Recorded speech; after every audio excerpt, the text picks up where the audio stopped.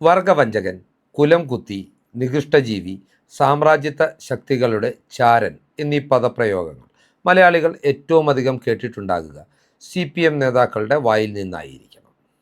സാധാരണയായി തങ്ങളുടെ വിമർശകരെയും രാഷ്ട്രീയ എതിരാളികളെയും സ്വന്തം രാഷ്ട്രീയ പാളയത്തിൽ നിന്ന് വിട്ടുപോയിക്കൊണ്ട് എതിർ രാഷ്ട്രീയ പ്രസ്ഥാനങ്ങളുടെ ഭാഗമാകുന്നവരെയും വിശേഷിപ്പിക്കുവാനാണ് CPM നേതാക്കൾ ഇത്തരം പദപ്രയോഗങ്ങൾ നടത്തുന്നത്. എന്നാൽ ഇപ്പോൾ കേരളത്തിലെ CPMൻ്റെ യാഥാർത്ഥ്യം മനസ്സിലാക്കിയാൽ ഇത്തരത്തിലുള്ള വിശേഷണത്തിന് അർഹരായിട്ടുള്ള ഏറ്റവും അധികം നേതാക്കളെ നമുക്ക് കണ്ടെത്തുവാൻ കഴിയുന്നത് CPMൻ്റെ സ്വന്തം പാളയത്തിൽ തന്നെയാണ് എന്നുള്ള വസ്തുതയും ഈ ഘട്ടത്തിൽ നാം മറന്നു പോകരുത്. ഉദാഹരണമായി പറഞ്ഞാൽ, പാർട്ടിയെ സർവനാശത്തിലേക്ക് നയിച്ച പിണറായി വിജയനും MV ഗോവിന്ദനും ഉൾപ്പെടെയുള്ളവർ CPMനെ സംബന്ധിച്ചിടത്തോളം ഇത്തരം വിശേഷണങ്ങൾക്ക് ഏറ്റവും അനുയോജ്യരായിട്ടുള്ള നേതാക്കളാണ്. എന്നാൽ ഇതിലൊന്നും യാതൊരു കൂസലുമില്ലാതെ പാർട്ടി നേതൃത്വത്തിൽ കടിച്ചു തൂങ്ങിക്കിടക്കുന്ന ഇവർ പാർട്ടിയെ ആത്യന്തികമായി സർവനാശത്തിലേക്ക് നയിക്കുമെന്നും ഒരു തിരിച്ചുവരവിന് ശേഷിയില്ലാത്ത വിധം തകർക്കുമെന്നും അനവധി സഖാക്കൾ ഇന്ന് ഭയപ്പെടുന്നുമുണ്ട്.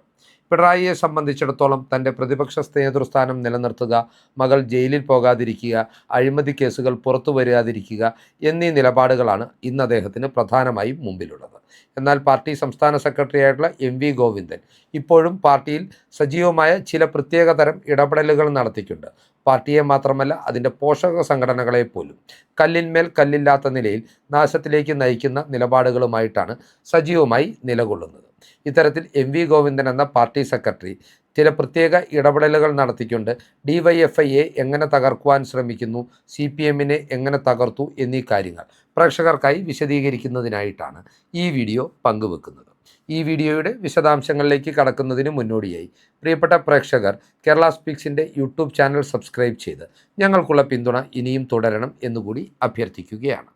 നമുക്കറിയാം, 2026 നിയമസഭാ തെരഞ്ഞെടുപ്പിൽ CPMൻ്റെ സംഘടനാ സംവിധാനത്തെ നിയന്ത്രിച്ചതും നയിച്ചതും പാർട്ടി സംസ്ഥാന സെക്രട്ടറി ആയിട്ടുള്ള MV ഗോവിന്ദൻ തന്നെയായിരുന്നു.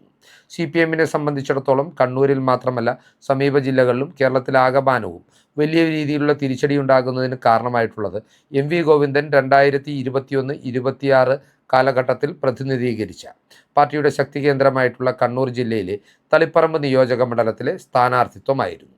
തളിപ്പറമ്പിൽ നിന്ന് തൻ്റെ പിൻഗാമിയായി തൻ്റെ ഭാര്യയായ PK ശ്യാമളയെ സ്ഥാനാർത്ഥിയാക്കുവാൻ തീരുമാനിച്ചതോടുകൂടിയാണ് പാർട്ടിക്ക് കണ്ണൂർ കോട്ടകളിലടക്കം വിള്ളൽ നേരിടേണ്ടി വന്നതും തിരിച്ചടികൾ ഭയാനകരമായിട്ടുള്ള രീതിയിൽ അനുഭവിക്കേണ്ടി വന്നിട്ടുള്ളതും. MV ഗോവിന്ദൻ്റെ ഭാര്യ എന്ന നിലയിൽ മാത്രമല്ല PK ശ്യാമളയുടെ സ്ഥാനാർത്ഥിത്വം CPMന് വിനയായത്.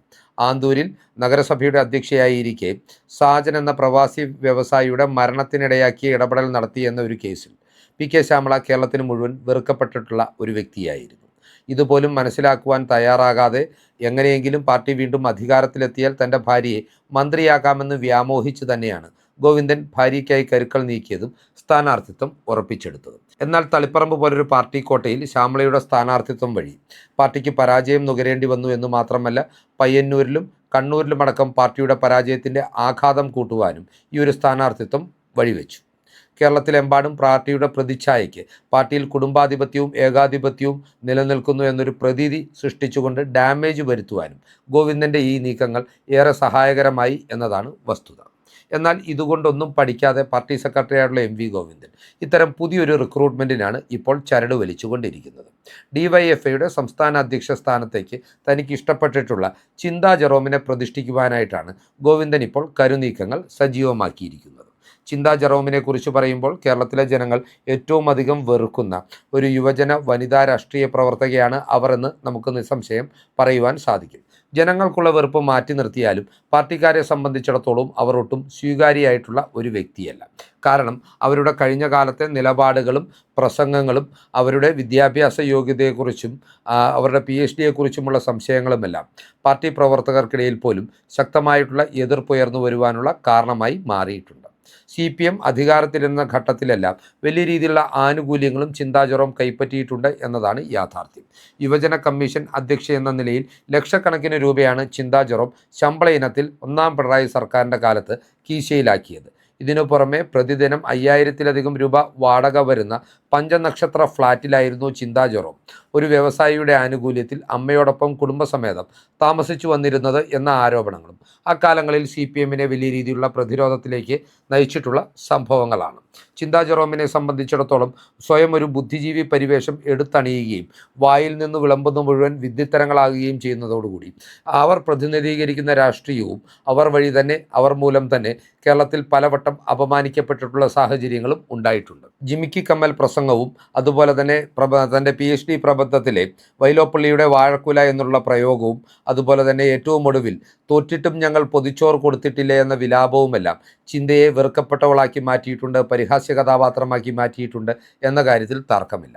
എന്നാൽ ഇതൊന്നും മനസ്സിലാക്കുവാൻ ശേഷിയില്ലാത്ത ഒരു വ്യക്തിയായി ഗോവിന്ദൻ മാറുകയും ചിന്തയ്ക്ക് വേണ്ടി സജീവമായി ഇടപെടൽ നടത്തിക്കൊണ്ട് DYFIയുടെ സംസ്ഥാന അധ്യക്ഷ സ്ഥാനത്തേക്ക് അവരെ കൊണ്ടുവരുവാനുള്ള തീട്ടൂരം പാർട്ടി അടിമകളായിട്ടുള്ള DYFI നേതാക്കൾക്ക് നൽകുകയും ചെയ്തിട്ടുണ്ട് എന്നാണ് കേരളത്തിലെ പ്രമുഖ മാധ്യമങ്ങൾ ഇതിനോടകം തന്നെ റിപ്പോർട്ട് ചെയ്തിട്ടുള്ളത്.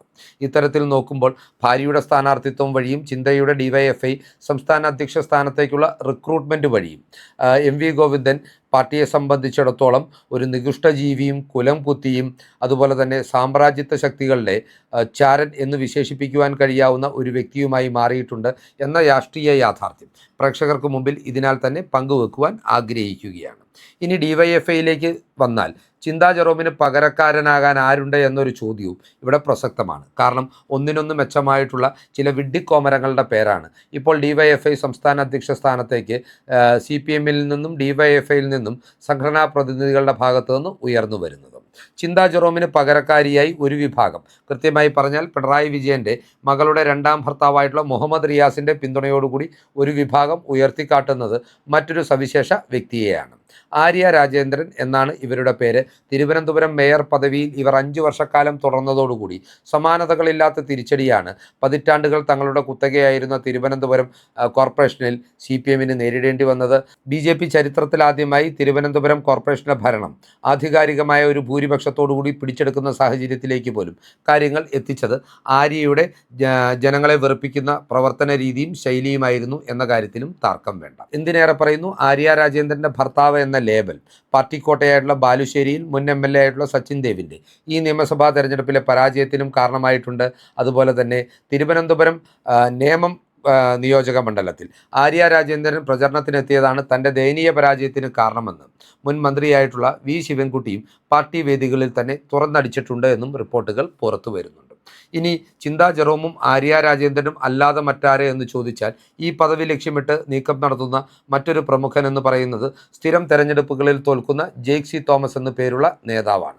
ജെയ്ക് സി തോമസിൻ്റെ സംസാരവും പെരുമാറ്റവുമെല്ലാം കേരളത്തിലെ ജനങ്ങൾക്ക് മുമ്പിൽ അയാളെയും അയാൾ പ്രതിനിധീകരിക്കുന്ന രാഷ്ട്രീയത്തെയും എത്രമാത്രം അപഹാസ്യമാക്കിയിട്ടുണ്ട് എന്നുള്ളത് ഒരുവിധം രാഷ്ട്രീയമറിയാവുന്ന എല്ലാ മലയാളികൾക്കും കൃത്യമായി അറിവുള്ള കാര്യമാണ്. ഇത്തരത്തിൽ പരിഗണിക്കപ്പെടുവാൻ സാധ്യതയുള്ള നേതാക്കളെല്ലാം ഒന്നിനൊന്ന് മെച്ചം എന്നുള്ളൊരു സ്ഥിതിവിശേഷമാണ് കേരളത്തിൽ DYFIക്ക് വലിയ ഭാവിയില്ല എന്ന വിലയിരുത്തലിലേക്ക് രാഷ്ട്രീയ വൃത്തങ്ങളെ എത്തിക്കുന്നത്.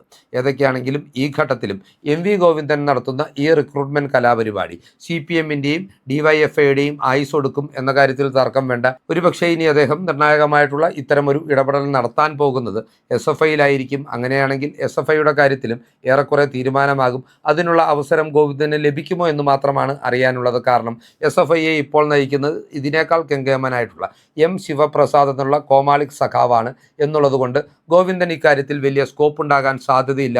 അതിനു മുമ്പേ തന്നെ SFIയുടെ കാര്യത്തിൽ ഏറെക്കുറെ തീരുമാനമാകും എന്നതുകൂടി ഇവിടെ സൂചിപ്പിക്കുകയാണ്. ഈ ചിന്തകൾ പ്രേക്ഷകർക്കായി അവതരിപ്പിച്ചുകൊണ്ട് ഈ വീഡിയോ ഇവിടെ അവസാനിപ്പിക്കുന്നു. കൂടുതൽ രാഷ്ട്രീയ വാർത്തകൾക്കും വിശകലനങ്ങൾക്കുമായി ഞങ്ങളുടെ ചാനൽ സബ്സ്ക്രൈബ് ചെയ്യുക. നന്ദി.